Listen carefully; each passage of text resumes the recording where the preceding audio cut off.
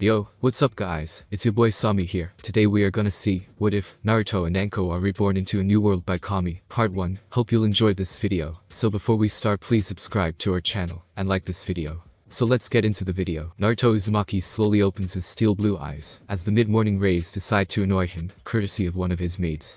A weight is laying on his chest, and it is in the form of someone who could have been his enemy in his previous life. Naruto slowly slips out from under his bedmate to sit up, and stretch his chiseled body with a few scars from his younger days. Kagaya Otsutsuki, the progenitor of chakra. Maybe I should have let Black Setsu attempt his little game mate chance to fight a supposed goddess so wasted, Naruto thought. He's currently the daimyo of Uzashio in his third life, and he remembers the day Kami came to him. It was after the passing of his Princess Hinata at the age of 85, with his panda Tenten passing away at 74. His fourth wife, Flower Ino, passed on at 70 with his Hibi Hai Manko, secluding herself from the world after faking her death at 69. Naruto himself hid under a special henge to watch his children grow and have children of their own. His pupil became Nanadame, and his oldest daughter became Kaidame after his second-in-command's daughter became Hachidame. Kami asked the pair if they lived full lives, and would they do it again, save another world from the calamity. He agreed, as both indeed lived full lives, and were ready for their next journey together. Kami has the pair reborn into a fantastical world, where most of the population possessed powers other than chakra, and were known as hunters. Hunters are able to use a power called magic, which is similar to chakra, but more spiritual. The gods gave humans magic to combat magical beasts and gates, but also what was lurking in the shadows. Interdimensional entities known as rulers and monarchs were using the world as their battlefield, and the gods could not let this continue.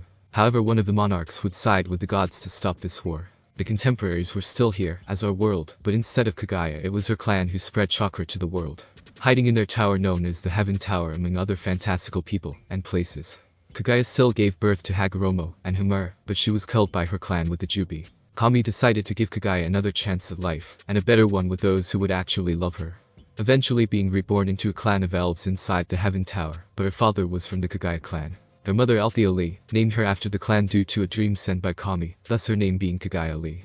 Kagaya would meet Naruto inside the tower when he was young on the 7th floor, and would serve as a guardian due to his blessings.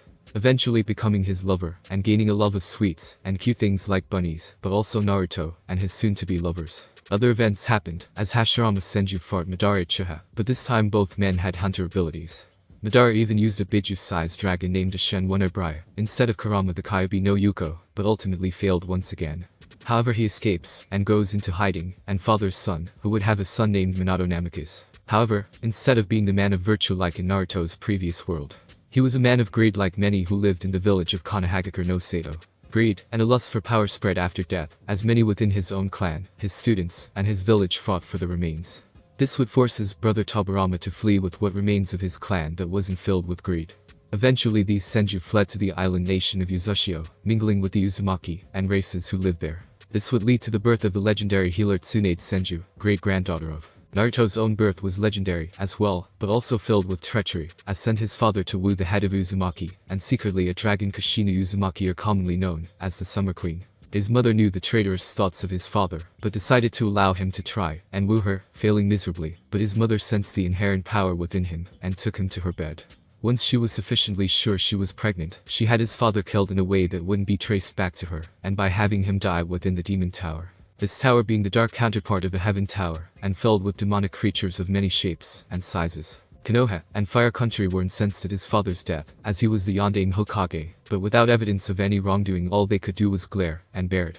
The alliance between the two great countries became frosty at best, but it did not stop them from cursing the Summer Queen for this. 9 months later Naruto was born with no trace of his father's blonde hair, but black and red hair. Unlike his previous life was never sealed into his mother or him, instead living on, and lazing about to have several children. Kami made sure Naruto was born with both his powers, as well as the powers of the Shadow Monarch and ruler of Death Ashborn. This power would make him the ruler of, and one of the most powerful ninja/hunter. Naruto stares into his full-length mirror at his form, droplets of water, and steam still dripping from his muscular frame.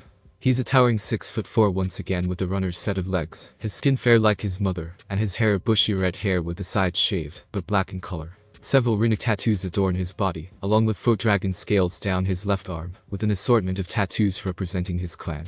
The most distinct was the full back tattoo of a pair of angel wings, embracing numerous flowers of different species to represent his fallen wives, children, and grandchildren. Well, you won't have to get used to the height like before Zetsue or the six-headed dragon of chaos muses, standing behind him with a towel. She has long crimson hair with streaks of white, her eyes being one sapphire eye, and one ruby eye with black sclare. She wears casual clothes of a black skirt and white blouse with a black cravat.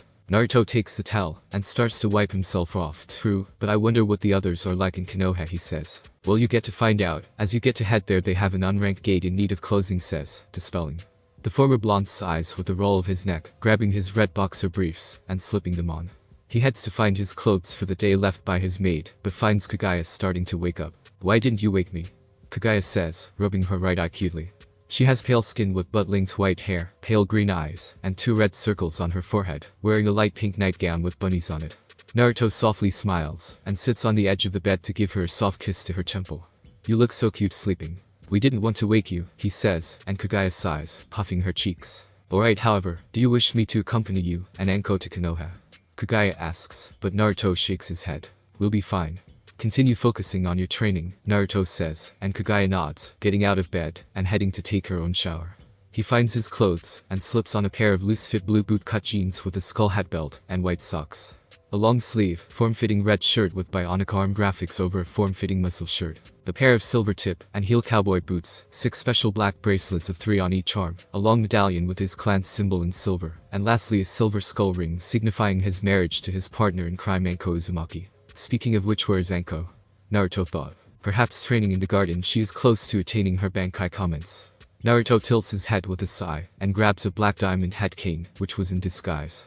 Naruto makes his way out of his expansive bedroom, and finds his way to the garden, many servants greeting him as he passes. Konan and Tsunade are probably jealous that they can't publicly marry you like Anko, Zetsue says. Technically there isn't a crop for me, but as a daimyo I can have mistresses along with a wife.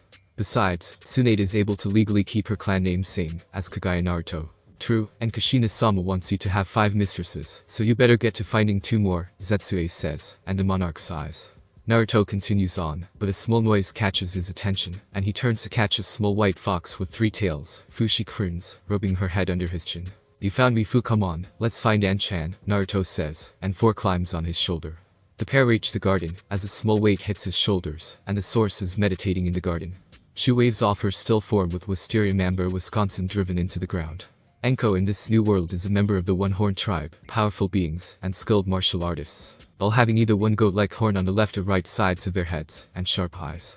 Anko herself has a black horn on her left temple with long light violet hair to her waist, and haunting brown gold eyes. Narukon finally awake, Ha says, opening her eyes. She wears a dark blue custom obi-style dress with a white silk short skirt and garter straps to white fishnet stockings with dark blue and black boots that button up the side with a small heel. You're just early, Naruto says, giving her a long and hungry kiss. She makes herself known in the form of the mother of Naruto and Yonde Mizukichov. Kushina has long crimson hair to her knees and a roundish face with dragon-like purple eyes and fair skin.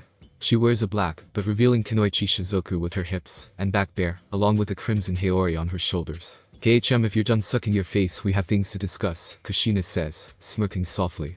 Anko scoffs with a giggle as Naruto blushes slightly. We know Mama doesn't trust anyone in Konoha, she says. Fu leaps into Kushina's arms with a look on her face. True, but don't show off too much. Your father was from Konoha, and they will do everything to entice you into joining hands with them, so be careful showing off your Sharingan or your other abilities. That goes for both of you, Kushina says. Of course, but not like they have someone on my level. I make their S-class hunters look like jokes. Besides, I can perhaps add to my army with this gate, Naruto muses, hugging his mother. Makes you wonder why they would contact Uzushio if they have S-class hunters, and some touted A-class, Anko says, hugging Kushina. The reason doesn't matter. We can scout Konoha, and garner their intentions for the future, Naruto says. That's right, however be careful, sweetie, and you too, An-chan. Once you two finish with this gate, head to Sunagakure, and discuss the terms of our alliance, then link up with Nagato and Aim, Kushina says, and both nod. Kushina leaves the pair, and takes 4 with her to deal with her dreaded enemy, or instead play with the fox. Should we use Shunpo or one of your mounts, Anko says. Naruto twirls his cane in thought, but sees Kagaya approaching. Coming to see us off, I didn't think you would make it, he says. Hey, Chan crows. Kagaya is wearing form-fitting black pants with the right leg cut a few inches below of her hip, a black stocking covering the bare leg with lavender fur around the top, along with ankle boots, also having lavender fur. A form-fitting, but sleeveless white blouse with a low-cut black corset vest, and arm-length black gloves with lavender fur wristbands. Hello, An-chan, and yes, I wanted to see you off, Kagaya says. Anko gives Kagaya a quick peck on the lips. You should come with, it'll be fun, Anko says. I need to finish working on my dances, also I can train with Kushina-sama or Tsunade, Kagaya says. We'll treat you to your favors when we get back, Naruto says, hugging her, and does the same before the pair vanish. Have a safe trip, Kagaya says, before vanishing in a swirl of wind. Number Konohagakure no Sato Land of Fire one day LATR number. Konohagakure no Sato stands as a testament to the power of Hai no Kuni, whether for their technology or the power of their ninja hunters. The Land of Fire boasts several S-class hunters, and ninja with one even reaching the SS class, but those times were in the past, as their ninja and hunters were in decline. Inside the tallest tower is Hiruzen Tsurutobi Sandaime Hokage, forced to retake the mantle after the death of Minato Namikaze the Yondaime Hokage, and a vaunted SS class hunter. The only silver lining is we get to meet Minato-kun's son, and perhaps bring him to his true home, Hiruzen thought. He has grey hair and liver spots with a grandfatherly face, wearing a red kimono, white obi, and matching haori. The door opens, and it reveals Hiruzen's advisors Himaru Mitakato, Kaharu Utatane, and Danzo Shimar. Any word on his arrival states. She is an older woman with grey hair in a bun and hair needles, wearing a kimono with a haori coat. He should be arriving around mid-morning with one other, apparently with his wife, Hiruzen says. The wife Himaru says. He is a stern-looking man with grey hair and glasses, wearing similar clothes too. Danzo grips his brown cane with a narrowed eye, then someone gets to him first, he says. He has an X-shaped scar on his chin with black shaggy hair, and his right eye was bandaged. He wears a long white shirt under a black robe that covers his right shoulder and to the floor. Will your Sharingan be able to take control of him? Hiruzen says. Danzo moves towards the window with a serious look. It will, and we'll have Yuzushio's daimyo under Konoha's control. Then Yuzushio's riches as well, he says. The designated time soon arrives, and Hiruzen stands at the massive gates of the village with several of his Anbu, an A-class ninja hunter Kakashi Haddock, known as Kakashi no Sharingan. I can't believe that bitch kept Sensei's son, Kakashi says. He has silver hair oriented to the right with his 8 over his left eye, and wearing the standard uniform. It consists of a long-sleeved blue shirt with matching pants, olive green flak vest, blue gloves with a strip metal across the knuckles, and black boots. Careful, Kakashi Kushina is known as the Summer Queen, and her reach is long, Hiruzen says. The sound of a horse catches their ears, and Hiruzen gasps, but Kakashi more so, seeing a large Clydesdale horse, but not a normal one. It was black and purple with wisps of smoke running from its body. Haunting, Kakashi says. Hiruzen clears his throat and lights his pipe with a little Kaiten chakra, indeed, and that must be Naruto-kun, he says. The horse comes to the halt with several haunting neighbors, as Naruto, and sits upon it with the latter sitting sideways. Anko hops down first, and turns, as Naruto hops down with his cane, so this is Konoha's strongest of the grade 5, she says. Arguably, Naruto says, turning his gaze to Hiruzen and Kakashi. There weren't his sensei or gramps in this world, but conniving bastards who want power only for, and by extension Fire Country. So this is the power of the son of the Summer Queen, and she's of the One-Horned tribe. This makes things precarious, Hiruzen thought, feeling the crushing aura. Kakashi was not doing well as Naruto's aura was nothing to scoff at. It's like to be drowned in darkness, he thought, seeing the dark aura wafting off Naruto. Hiruzen tips his cage hat down, and takes a puff of his pipe. Hello, welcome to Konoha, and thank you for answering our call, he starts, extending his hand. Naruto looks at the hand, but keeps his hands on his cane. Some welcome, especially for someone of my caliber, he says, reaching for the cigarette in his mouth. Anko smirks, as Anbu and Kakashi take offense. Well, things are different back home, so you can't expect such fanfare, she says. Naruto drops his cigarette, and grinds it into the ground with his boot. Right, my name is Naruto Uzumaki, and this is my wife Anko Uzumaki, he says. Nice to meet you. I am the Sandaime Hokage Hiruzen Tsurutobi, and this is Kakashi Haddock. He will accompany you into the gate, Hiruzen says, and Naruto slowly nods. Mother tells me you were a student of my father, Naruto says. Yes, he was a great man, and an even greater sensei. Now I'll be leading the team with 2 other jonin, Kakashi says. Let's head into the village to discuss things further, Hiruzen says. Naruto turns to his horse, and raises his right hand with a small wave, and all of them gasp but, as it melts into smoky shadows. What was that? Both men thought. Anko takes her husband's left arm to follow him, and his contingent. I wonder what they are like, Anko thought. One can only wonder about mistress. This is not the home of our past wise muses. Naruto was having similar thoughts, as his eyes trail over the splendor of, I have to remember, they wouldn't be our Tantanino and Hinata. They are simply strangers, he thought. It will be hard to suppress those feelings. However, if they are beautiful, as before Konoha may use them, Zetsui says. True, according to her spies, certain events did happen. The Uchiha weren't massacred, but Itachi Uchiha fled the village with his fiancée Izumi, after the death of his best friend her brother Shisui, and his mother Mikoto Naruto. The group soon reached the tower, and make their way to Hiruzen's office. I'm amazed that Yondaime would answer our call, Hiruzen says. She wasn't happy to do so.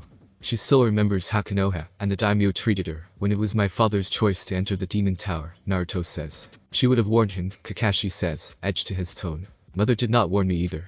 If my father was such a great man, as many tell me, then he should have prepared accordingly. Naruto rebuffs and Kakashi takes offense, but Hiruzen raises his hand. The death of the cage is noteworthy, especially since he was an SS class hunter. Hiruzen counters, and Naruto waves dismissively, giving him the supposed argument. Now tell me about the gate, Naruto says. Hiruzen leans back in his chair and ushers Kakashi to explain, and he clears his throat. It was a C-class gate, and we sent in our rookie 9. However, once they entered the gate changed to an A-class or even stronger, Kakashi explains, and Naruto narrows his eyes, as do. Rookie 9 asks. It's a squad made up of our rookie gen and all of them from our great clans, Kakashi replies. One of which is your half-sister. Hiruzen interjects, and Naruto betrays nothing. So that's it. He wants me to enter the gate to save their future clan heads, including my sister. Then while I'm here Danzo picks my brain to make me loyal, Naruto thought. Sister, Naruto says, glancing at. Yes, Fumi Namikaze is your half-sister, and a part of the Rookie 9 squad. They formed a larger squad, but are made up of smaller teams led by myself, Asuma Sarutobi Might Guy, and Kurenai Yuhi, but the latter won't be accompanying us due to her stupid actions, Kakashi explains. Stupid actions? Anko asks. She disobeyed orders, Hiruzen replies. Naruto clears his throat with a sigh. So where is the gate, and when do we leave? We don't want a dungeon break, he says. The gate is inside the Forest of Death. Asuma and Guy has gone ahead to inform the guards, Kakashi explains. Well, let's go kill Boss Crows, thrusting her fist into the air, and both men sweat drop, as Naruto sighs. Number Forest of DATH number. The forest was as imposing as ever, and according to stories was the site of a dungeon break, but due to the trees created by it spread to its current form. It creates weak gates, and its wildlife was mutated, thus used for the Chunin exams to test the Genin Hunter's mettle. The gate is this way, Hiruzen says, leading them to one of the entrances where numerous people were running around. However, 2 stood out, as the sons of the Sandame, and one potentially on the verge of becoming an S-class hunter. Yosh, they have arrived, shouts. He still has his bowl cut and thick eyebrows, wearing a green jumpsuit with orange leg warmers, and a vest. No need to shout, Asuma says. He has black hair, and a full beard with a cigarette in his mouth, wearing the standard uniform, but has a sash from his time as a fire guardian.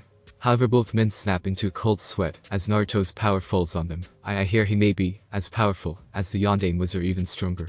He's not ranked among hunters so no one knows, and he's only some kid no older than our rookies, Asuma says. He is indeed powerful, and the young woman with him is, as well, Guy says. Asuma Guy, this is Naruto, and Anko Uzumaki, Kakashi says, and they exchange pleasantries. Naruto then turns his gaze to the gate itself. Most low-rank gates are stable, but this he thought. Otsutsuki Zetsuya questions. Possible, but why did Naruto think, and turned his gaze to Hiruzen. How long have they been in there? Naruto asks. About 2 days, Kakashi says. Naruto cups his chin in thought, and looks back to the gate. They could be dead already. However, there's no telling what was inside. We shouldn't risk any more of your people, Anko, and I can handle this alone, he says. What? Asuma snaps, but Hiruzen raises his hand. That is the most generous of you, but if that is the case, then we would take all the spoils to make this concession, Hiruzen says. Crafty Naruto thought, but smiled. Of course the gate should remain open for at least 1 day after the boss is killed. So do, as you feel best, he says. Naruto then raises his cane, and Hiruzen gasps, as it turns into a katana with whirlpool guard, and a diamond on the sheath. Well, we'll be on our way, Naruto says. Hiruzen watches Naruto, and enters the gate with a calculating eye. That which has taught him well, he thought. Was that wise Hokage-sama?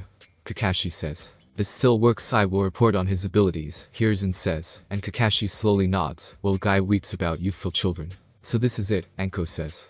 The pair were standing in front of a large cave entrance. Don't sound so bored, Naruto muses, as he slips off a bracelet and tosses it in the air. A plume of smoke erupts from the glowing bracelet, and a belt harness appears. Anko takes Setsuye, as Naruto catches the harness, and proceeds to slip it on around his waist, and secure it at the thighs. What do you think is inside? Anko asks.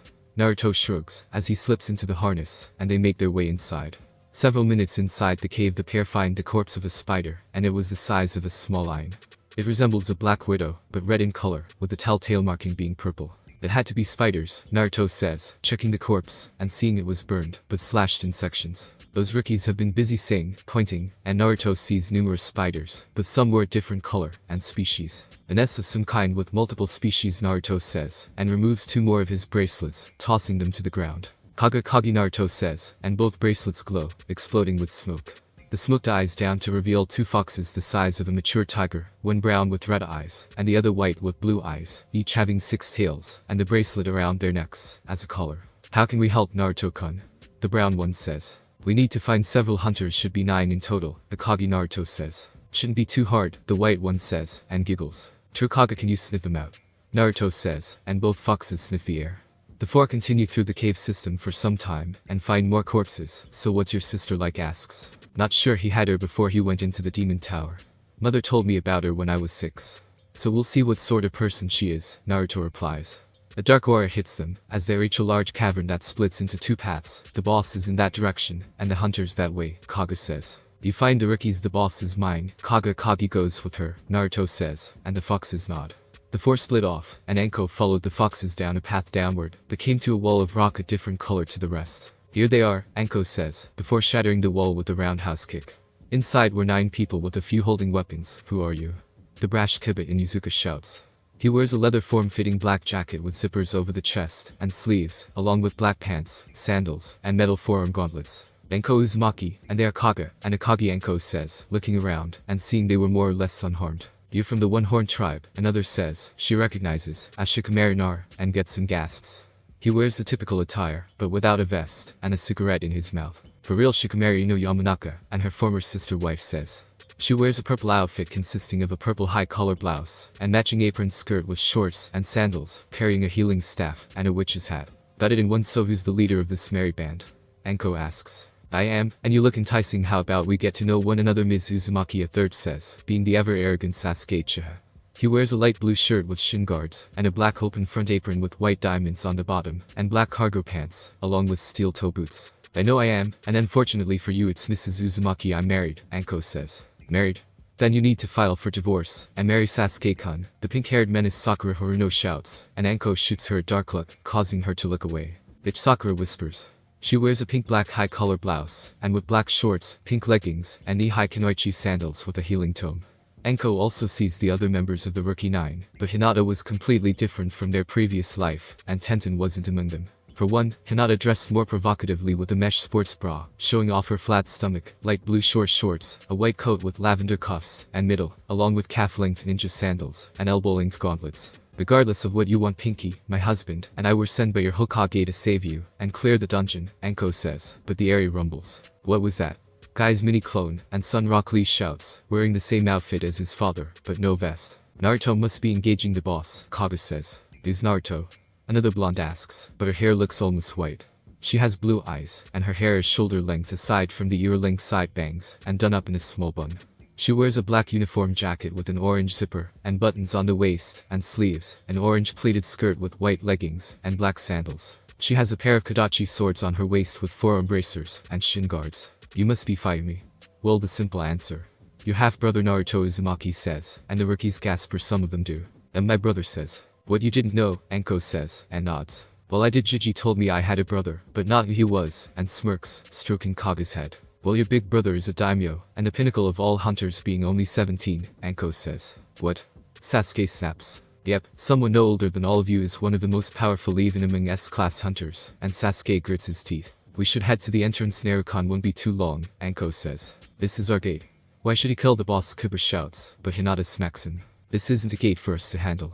It's clear we weren't ready, Hinata snaps. White Eye's right. According to the Hokage, this was a C-rank dungeon, but changed into an A-rank. What? We're just Gen and C-class hunters, the rotund Choji Akimichi says, wearing tanker armor over the standard attire, but the shirt red. Hinata and her cousin Niji narrowed their eyes at the White Eye crap, but say nothing. Let it go, Niji, she says. He wears a white kimono shirt with long, loose sleeves, matching pants, a navy gray apron tied around his waist, and black shinobi boots. The son of Rikinin named Sai creates some ink-shaped mice to spy on Naruto. Denzo-sama will want to know how his powers work, Sai thought. He wears a short black and gray jacket with red straps, a high-collar midriff shirt, black pants, shinobi sandals, and gloves with his index and thumb fingers exposed. Well, if you're already ready, let's head to the exit. Kaga goes to Naruto and lets him know the news, Anko says, and the white fox trots off. The Rookie 9 slowly follows, and to the exit, as heads to see her master kill the boss. Moments earlier. Music. Hellwalker, Sign of Evil, DOOM 2016 number. Naruto removes 2 more bracelets to summon a pair of combat trench knives, and slips them into slots on his harness, as he makes his way to the boss's chamber. He then slips on a pair of white gloves with black fingers, the number of 6 on the left, and 0 on the right in Old English. Will it be a challenge, as several spiders attack him, but his quicksword deals with them. Naruto slips off the last of his bracelets to summon a compound bow and a quiver of arrows. Naruto secures the quiver to his right side as he makes his way through the tunnels. He knows, he thought, picking up the pace. This dungeon is like a maze, Zetsuya comments. True, Naruto thought, stepping on webbing and seeing various animals, even other spiders, as well. The webbing gives way to a massive cavern with light blue mana crystals, but hanging above was the boss. It resembles a tarantula with thick red and black legs, but a black widow's marking on its back in a white color. That's not the thing of nightmares, Naruto muses, rolling his neck a few times. The boss wasn't moving, as all 10 of its eyes were locked on the area where Naruto was standing, but was asleep. Fuck, hell would have a field day. Well, time to work, Naruto thought, pulling 3 poison-tipped arrows. Naruto pulls his bow taut and fires all 3 towards the boss, piercing between 3 of the eyes. The spider screeches as it comes to life, making its way down the webbing in pursuit of its attacker. Naruto's eyes start to bleed into a red iris with 3 comb-like shapes forming, but quickly slips into a glowing purple, arise. He utters, as his shadow bubbles and spreads. Those 2 should be enough, Naruto says. On his left is a tall shadow man of about Naruto's height with Viking-like armor, and a large double-sided axe, his name being Ironside. On Naruto's right is one even larger and muscular man with a mane of black hair, wearing what appear to be animal fur of animals, bones with clawed hands and feet. Both warriors were made of shadows with wispy smoke, and a purple glow where their skin would be. East right flank. Ironside left flank. Naruto shouts, firing more arrows. Both roar to provoke the spider, and rush forward at their master's orders. Naruto sprints behind his vanguards, and leaps with 5 arrows at the ready, piercing several spots, as Ironside slices into, and finally through a leg with a roar. He tears into one of the larger eyes, as the spider screeches, while Naruto lands on his back, and fires his remaining arrows, as the spider slams into a wall. The poison should be taking effect, Naruto thought, sending his bow into a seal on his medallion. He clenches his fists, as white energy surges on his arms, bringing them down with a flurry of punches, and cracking the shell. First you crack the shell, then you get the nuts inside, Naruto crows, and flashes signs to the dragon. Ibashi, Naruto thought, slamming his hands into the broken shell. Lightning surges into the wound, as the spider screeches in pain, slamming into the chamber's wall, as Naruto vanishes. He lands with a skid, and a smirk, as Ironside slices off another leg, but the beast is tossed into the far wall. The spider suddenly spews a stream of viscous green acid, as Naruto dodges, and hangs from the ceiling. If I make it a shadow, I wonder if that will be passed on, he thought, dropping down into a crouch. Beast recovers, as Ironside appears next to Naruto, followed soon by Beast. The spider growls with 2 of its legs missing, and 3 eyes, as well with acid still dripping from its maw. Time to end this, Naruto says, drawing. She hums, as Naruto releases him with a purple-black ore. Tremble, Zetsuya, he utters. Zetsuya glows, and extends to 6 feet with several links of chain coming from the hilt. Naruto lowers his stance, and rockets forward, as the ground cracks. Wind Dragon Dance, he shouts, swinging wide. The spider screeches, as deep slashes open on its body, spraying dark green blood, but the Monarch of Shadows vanishes. Naruto drives into the spider's head, and grins, Ice Dragon Dance. He roars. Ice explodes from the spider's head, and it crashes into a wall, and finally to the ground, unmoving, as Naruto slowly pulls his sword free. Boss slain, Naruto muses, dropping down, and seals.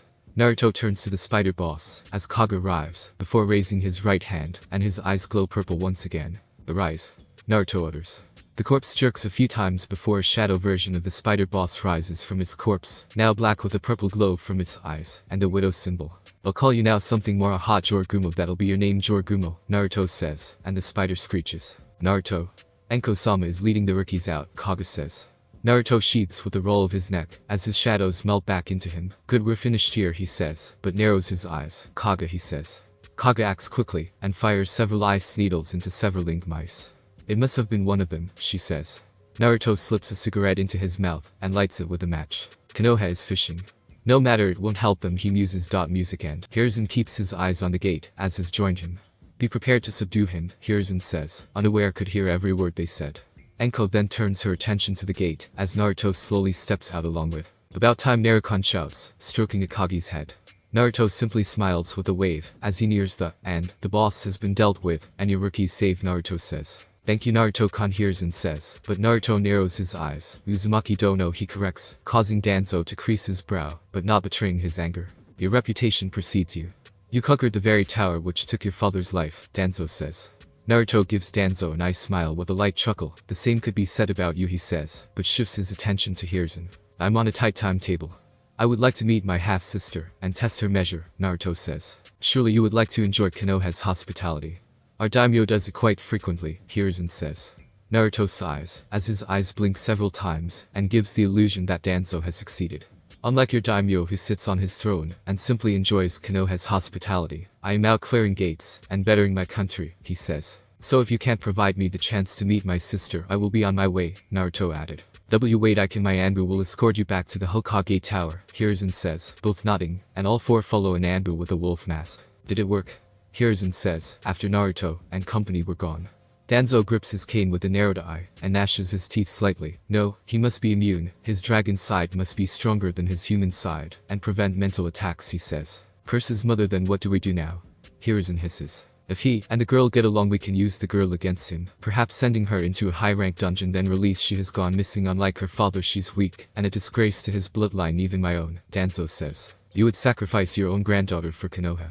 That is something I could not do, Hiruzen says. Sacrifices must be made for Konoha to remain strong, and become the strongest of the great villages. Will you ever tell her? Hiruzen asks. She is but a tool to use for Konoha. Familial attachments serve no purpose, Danzo says, walking away. Hiruzen watches his old friend and rival leave. We may be of a similar mind, but I cannot make such choices, especially when it comes to my grandchild, he thought. Naruto sits in his lap in one of the meeting rooms within the cage tower. He sends her back home, but then pulls out a coat to put on.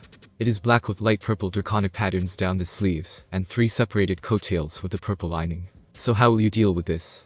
Even if she's your sister, she's the heiress of the Yondame's Namikaze clan, Anko says, kicking her legs. Naruto strokes her stocking-covered thigh. We'll see what sort of person she is.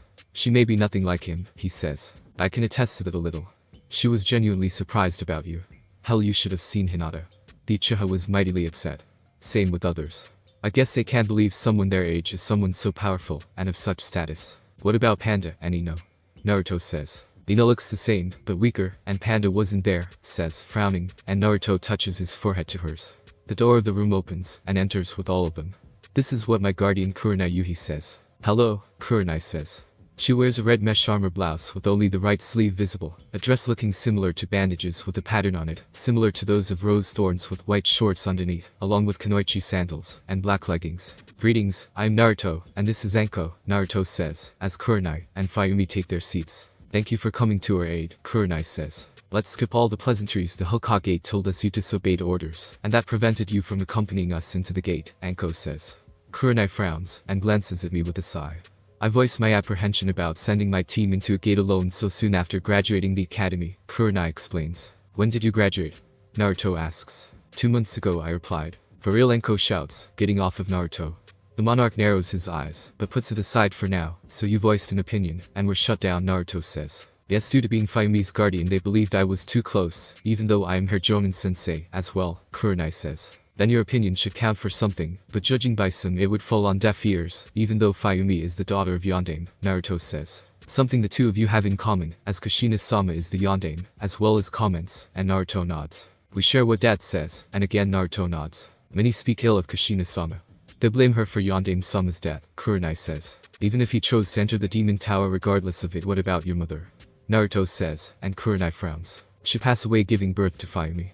I became her guardian when she was 4, Kurenai explains. I see my condolences, Naruto says, and says thank you. You conquered the demon tower that took Yondaime's life, Kurenai says, and Naruto nods, smirking slightly. Anko pats Naruto on the shoulder with a smirk of her own. He sure did, and is setting his gaze on the heaven tower, she says, and Kurenai's eyes widen. I see not many would challenge the heaven tower, most don't go past the lower floors, Kurenai says. What's the heaven tower? Is it like the demon tower, Asos? In a way, but it has challenges, as well, plus it is more team-based, Naruto explains. Our team is game planning for it, Anko says. Naruto looks at his watch, and reaches into his pocket, Fumi. I wish we could talk more.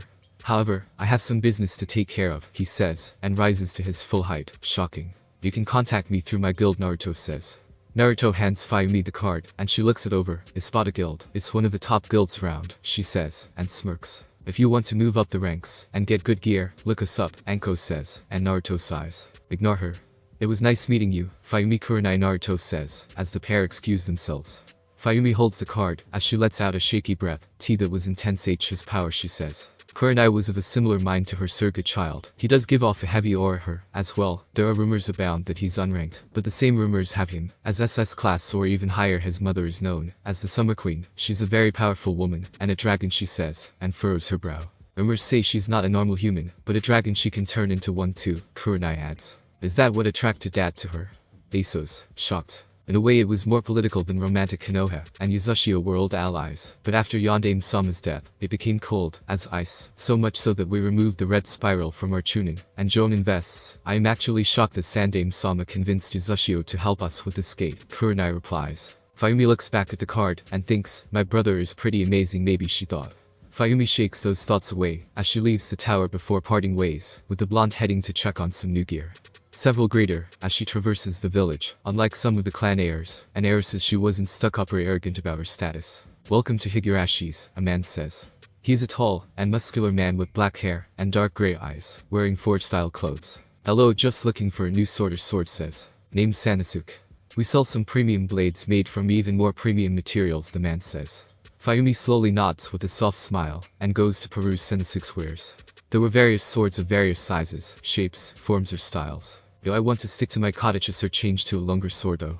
She continues on, but stops at a katana with a round guard and a hilt black and red with a corded red ribbon. That is a special one. It was dropped from a gate in Iron Country. Hunter sold it without a second thought, didn't recognize the quality in all states. Fumi picks up the sword and slowly draws it to reveal a black blade. Wow, she says, her tone excited. The price is 30,000, but since you seem to know your way around a blade 20,000 states. Fumi sheathes the sword with a nod and smiles.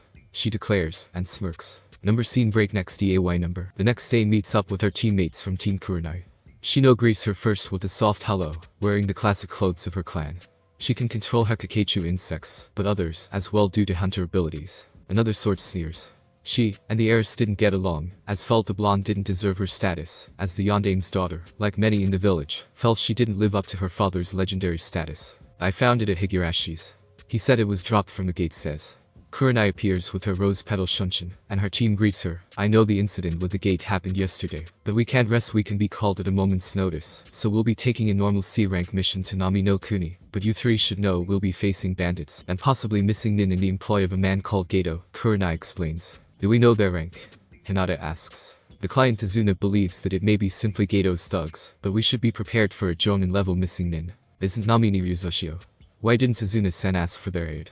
Shino asks. Hokage-sama asked a similar question, and Tazuna told him that Gato controls the waterways, and he was lucky to get to the mainland, but he's also building a bridge to Fire Country, and that will break Gato's control, so our mission is to protect Tazuna until his bridge is finished, so be prepared for an extended mission, explains, and the three nod. Number Amegakure no Sato, land of Rai number. In the land of rain is the village of Amegakure, a village built on several levels with numerous pipes, filtering the constant rain into a large lake around the village.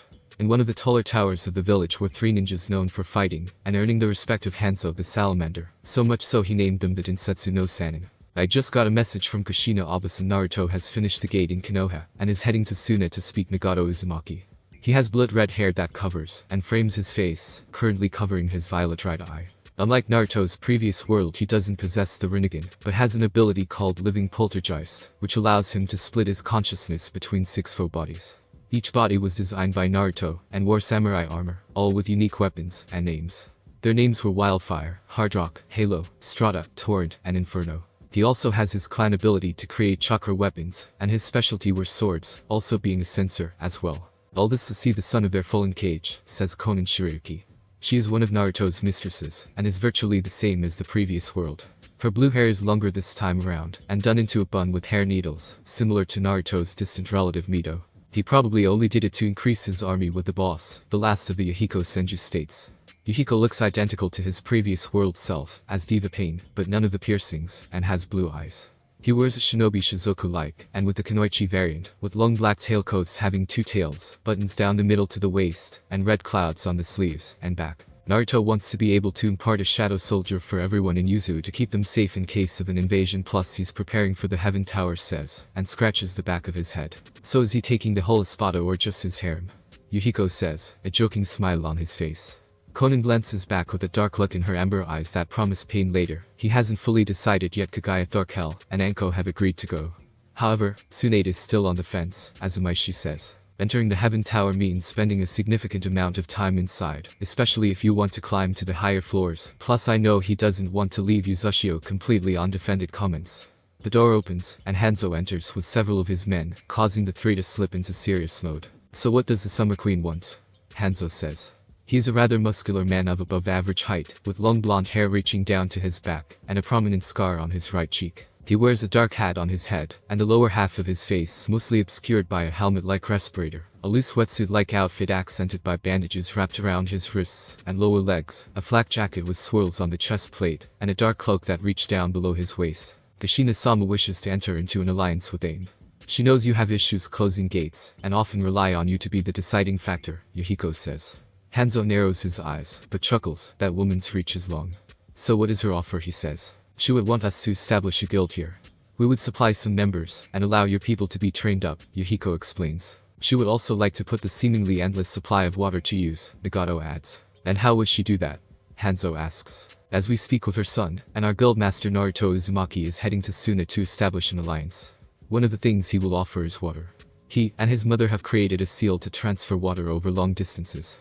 Your country would be paid for this service naturally, Konan replies. There is also the added benefit that earth, fire, and even wind will be wary of inciting battles here, as Sunagakure would become your ally, as well. Also having the Shadow Monarch at your call to aid you in times of need will deter them, as well. Hanzo stares at the three ninjas he dubbed, but laughs, haha, having the daimyo of Yuzushio, and son of both the Summer Queen, and Kairoi Senko, as an ally is something no sane person would pass up, so I accept your terms, and what would be the guild established here called, he says. Akatsuki Yuhiko says, and Hanzo chuckles once again, nodding with a mutter of an interesting name. Number Sunagakure no Sato land of Wind number. In the land of wind, if one were to look up they would see a large wyvern flying through the sky towards the village of. On the back of the mighty beast is Naruto with his arms folded, and Anko sitting cross-legged in front of him. What can we expect from the Kazuki? It shouts. The wind was buffeting their hair, as Naruto looked down. He's a shrewd man, but loves his village according to our spies. He's been selling his chakra-converted gold dust, to keep the village thriving. The Lord of Wind, if you can call him that, is a hedonistic fool, and is squeezing the village dry. They clear gates pretty frequently, but the lordship's people take the majority, same with shinobi missions which he often outsources to Fire Country, he shouts. So when Mama offers them a chance to align with a powerful nation, a chance to clear high-level gates, and a near-limitless supply of life-giving water, the Kazuki should side with us with shouts, and Naruto nods. He orders the wyvern down several miles from itself to keep from scaring the locals. Why didn't we scare them? With Kashmir says, with a mischievous smile. Naruto dispels Kashmir with a stare. You've grown more mischievous in this world, he says. Anko closes the gap, and wraps her arms around his back with a bite of her lips. It's because I'm married to the baddest man on the planet, she says. Naruto chuckles, and leans down to capture her lips. When we get some downtime I'm gonna give you limp, he says. Anko giggles perversely, as they pair take off at speed 2. Maybe we should wait until we pick up Konan. I am kinda in the mood for an orgy, she shouts. Naruto shakes his head with a soft smile. Alright, this shouldn't take long anyway, he shouts. The ray of sky soon comes into view, as the entrance to itself, causing both to slow up, as several guards appear at the entrance. Halt, one shouts, wearing a tan cloak, and having a nondescript build. Naruto reaches into his cargo pocket, and pulls out a scroll. I am Naruto Uzumaki, and this is my wife Anko. We're here to see the Kazuki at the behest of Yonde Mizukichi Kushina Uzumaki, he says. The other guards flinch at Naruto and Kushina's names, as the first guard takes the scroll. We'll have to check you for weapons, and you'll have to hand them over, he says. Naruto removes his remaining bracelets, weapons pouch, and cane, as Anko does the same with his, and her pouch. Then they are patted down, and soon lead through canyon walls into. The village itself is a fortified valley with the buildings made of clay or stucco with blowing sand around. Anything we should know? Naruto asks. The guard glances at Naruto's way with a shake of his head. Just keep yourself respectable, the guard says. Of course I'm daimyo. I know all the etiquette, Naruto says. They soon reach the cage tower, which is a large rotund building, before following the Anbu up to the Kazuki's office. Inside were the Rasa no Sabaku, and 3 others Naruto recognizes, as the Sans siblings. However, Gara is a young woman with Temari, and Kankuro remaining the same. So the infamous son of the Summer Queen, Rasa says. He is a stern-looking man with auburn hair, dark eyes, and wearing a simple black jacket, and pants with mesh armor underneath, along with a white robe, and his cage hat on the desk. I am, and this is what my wife Anko, Naruto says. Wife Kankuro says, nearly shouting. He wears all black with maroon mixed into a hood in the form of stripes, and purple face paint. That's right, I'm all his, and he has 3 other lovers, as well says, and balls. Rasa says nothing, but clears his throat. My youngest son Kankuro, these are my daughters Temari my oldest, and Gara my youngest, Rasa states, both bowing. I'll skip the placating words. Yuzushio offers Sunagakure a chance to get out from under the wind, daimyo, Naruto says. And how would you do that? States. She wears a purple long-sleeve blouse with a high collar underneath a grey top, and a dark blue skirt with a split in the middle, revealing her purple leggings, fingerless gloves, and sandals. Anko giggles with a smirk and folds her arms. Yunjutsu Narukan and his mother have created a sea seal that will transfer water to Suna, she states. Also, if your village works with us, you'll get access to high-end gear and chances at high-rank gates, Naruto adds. Why such generosity? Gaara asks. She wears a crimson long-sleeve blouse with a folded collar and a black top, black shorts with a front-open crimson apron skirt, mesh stockings, and sandals with a large gourd on her back. Naruto pockets his hands with a serious look. I'm a daimyo, and I'm ashamed of how the wind and fire lords are acting, he says. Rasa knew what Naruto meant, as their own daimyo outsourced missions, and the dungeon cleared the fire country. Your rarity. Most daimyo only concern themselves with who makes the most money. Naruto folds his hands behind his back. Indeed, lightning and earth hounds need the rights to their gates, he says. Rasa leans back in his chair with a calculating look on his face. I'm willing to consider your offer. If you personally, and only you, assist my children in clearing the gate, he says. Naruto tilts his head, but an amused look on his face. You're assured, man, I'll do it, and I'll even sweeten the pot by giving you proceeds, he says, shocking the Sand siblings. Just like that. Shouts and giggles, patting her man on the back. Narukan may be unranked, but that's only because they can't rank him, and Naruto smirks, his eyes now glowing purple, and the family feel an icy chill up their spines. He's strong, the siblings thought. The Sand siblings and Naruto step through the gate into an arid realm of sand. The ghost of a smile forms on Gar. You'll be at home here, Shikaku-sama, she thought. In a mindscape of endless sand is a large tanuki. It would seem so. However, be careful of your companion. I believe he could fight my brother Kurama and win, and Gar's breath hitches. Naruto secures his sword in her harness as he follows the siblings. It seems some things have changed. Gar is not as maniacal as our previous world, and a girl comments. He glances to Redhead, but shakes his head, slipping a menthol cool into his mouth. Gar is kinda cute, but it'll be hard to separate the two, Naruto thought, and giggled. The four continue through the desert, but find no signs of life, however life is stalking them. Naruto halts in his tracks with black pigmentation around his eyes. Everyone freezes, he shouts. The siblings halt and turn, as a large brown worm with a black beak emerges from the sands behind Naruto, but its life is snuffed out by his quicksword.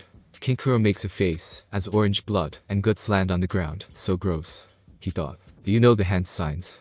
Naruto signs. We do, but what was that? And how did you know the signs? Naruto points to the black on his eyes. I'm a sage, and those must be the creatures of the Skatey signs. Definitely don't anger him. Sages are one with nature, and can gather natural chakra, which makes them even more powerful, Shikaku says. But we clear Gar's signs. Still 4 more, I'll distract them. Can you 3 get above me? They're attracted to the sound of Naruto's signs. I can use my fan while Gar can use her sand to carry Kankuro's signs. Gar creates a platform of sand for them, and uses her large fan, while Naruto remains unmoving. What will he do? Gar thought, but she quickly got her answer. Naruto slowly draws from her harness, and raises her skyward. Awaken, he utters. All 3 Sand siblings feel a weight on their shoulders, and gasp, as the sword changes. Zetsue was now a Scottish claymore with black blade having a reddish tint, and a silver dragon imprinted around the pommel. It must be a drop from a dungeon, Kankuro says. Maybe so, who knows what it can do, says, but like her sister got an answer. Naruto drives the blade sand with a twist, earth dragon dance. He shouts. The worms burst from sand on top of rocky spikes, with orange gore spewing from their wounds, and 3 tentacle-like mouths from their maw. The 3 drop down, as Naruto removes his sword from the sand. Are there any more signs? Naruto stares at Kankuro for a few seconds to unnerve him, but he eyes smiles. We're fine. Those seem to be scouts, Naruto says. Strange creatures, Gar notes. Naruto squats down to place his right hand on the worm, as his eyes turn purple. Arise, he utters. Tamari and Gar gasp, as a dark counterpart of the worm emerges from its corpse. What sort of power is that? Thought. Kankuro was shaking in fear, as Naruto repeated the process with the other worms. What was that? Says. Naruto sends his new scouts out. You've heard of the monarchs, he asks. They're humanoid monsters with inhuman power. They surpass even the SS class, Tamari explains. You would be right. I was given the power of a monarch by the original Shadow Monarch. This power allows me to resurrect monsters and people as my shadow soldiers, Naruto explains, shocking the Sand siblings. So if you killed an S-rank hunter, you could make them your soldiers, Kankuro says, slight fear in his tone. I can, but they would be only a shadow. I would only gain their powers, Naruto says. Since you're the Shadow Monarch, that means you've encountered other monarchs, then asks, and Naruto nods, shocking the 3. 3 monarchs attempted to kill me. I killed one, another escaped, and the last, Naruto states. And the last one? Gaara asks, but Naruto raises his hand with right eye closed. I found their nest, and those scouts were the tip of the iceberg, Naruto says. What about the boss? Tamari says. Not sure yet. One thing is for sure. We can't rush in, as we'd awaken the whole nest, but I have a way around that, Naruto says, grabbing a scroll from his cargo pocket. He unfurls the scroll and channels chakra into it, releasing ink with a brush. Hand me your sandals. I'll place the same silencing seal I have on my boots, Naruto explains. Are you sure we should do this? You know, in the open, Kankuro says, but Naruto quells his fears by bringing forth some of his soldiers.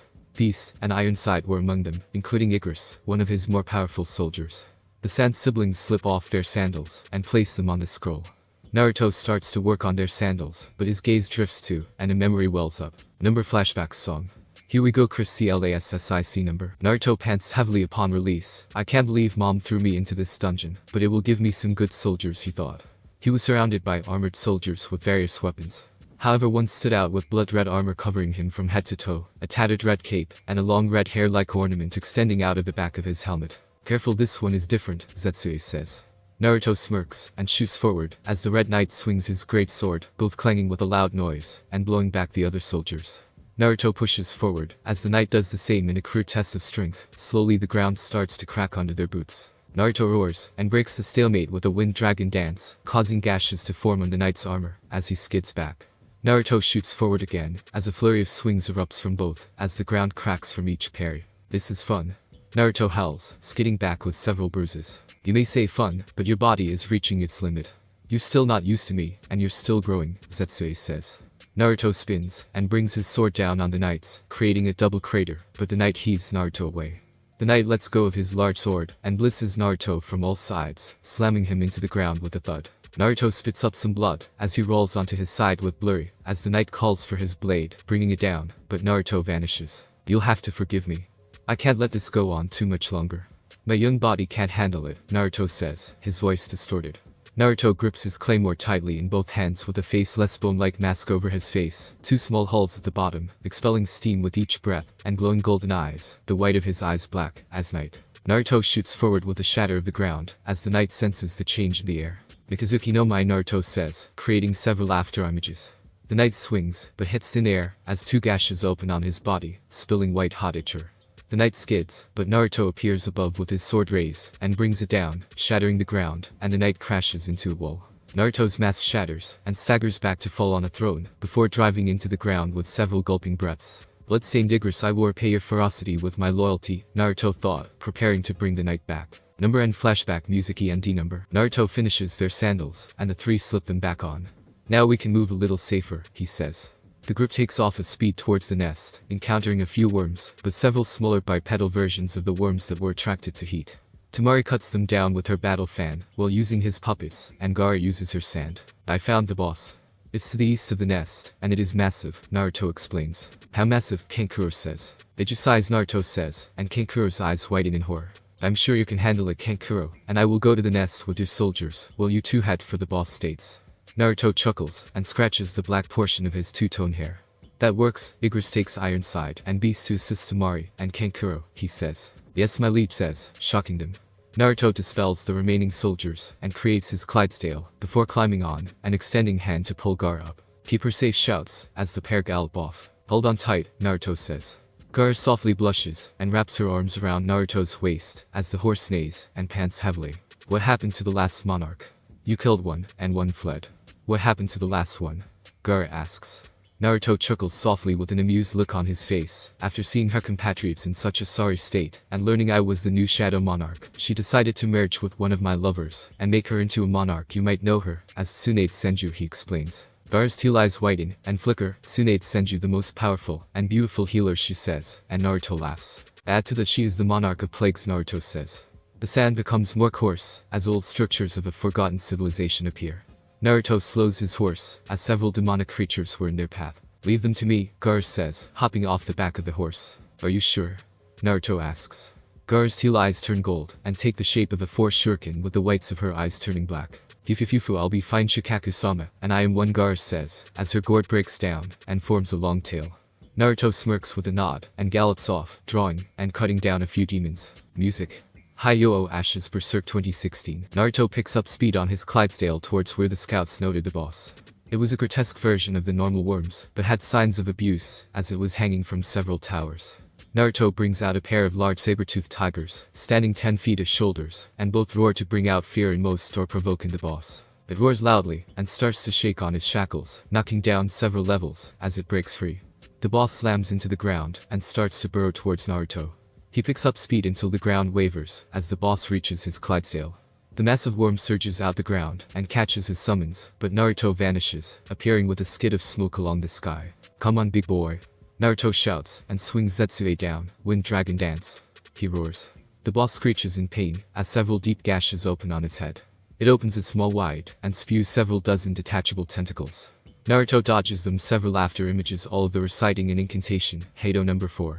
By Akurai they roar, firing blasts of pale white lightning from their hands. The blast pierces several spots on the boss and spews orange blood to the ground. "I guess the only thing you got going for you is at your size," Naruto says.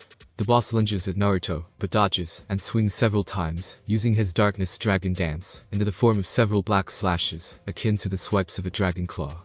The boss roars again, but weaker, as numerous wounds bleed heavily. Naruto raises skyward, as blue energy starts to wail. Well, this doesn't count, as a workout Dragonster Ki utters, swinging down. A blue azure-eyed dragon erupts from blade with a wailing roar, tearing through the boss several times.